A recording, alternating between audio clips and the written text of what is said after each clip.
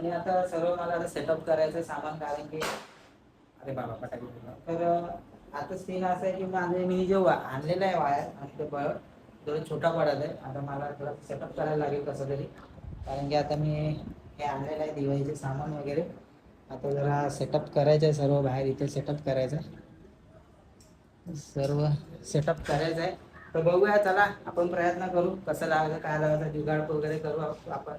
जुगाडू माणूस आहे तर जुगाडू करू शकतो. तर चला आता आपण त्या कामाला आलेला मस्त मिनी कंदील लावला, मस्त वेळी कंदील चमकते आपला. आता आपल्याला करायचं लाइटिंग लावायचं मिनी. हे लाइटिंग आपण आणलेली आहे, त्याची सेटिंग आपल्याला लावायला लागेल. तर बघूया ही लाइटिंग कशी दिसते आपली. तर मित्रांनो मी पूर्णपणे बाहेर लाइटिंग केलेलं आहे, एकदम म्हणजे एकदम खतरनाक आणि एकदम मस्तपैकी केलेलं आहे. तुम्हाला दाखवतो मी कसं लाइटिंग केलेलं आहे. हे बघा, सर्वात पहिले हाई लाइटिंग कंदील लावलाय आणि हे आपली बाहेरची लाइटिंग.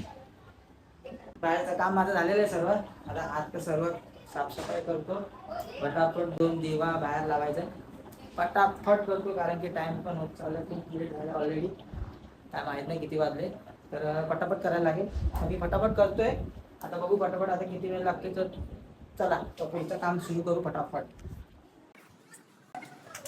माझं सर्व काम झालेलं आहे, ए टू झेड सर्व. घर वगैरे क्लीन केलं आहे मी, हे बघा मस्त मी घर वगैरे क्लीन केलं आहे. देवाचं पण सर्व मी केलं आहे, कारण की दीपावली वर्षात एकदाच येते, पण घर स्वच्छ ठेवणं आपलं काम आहे.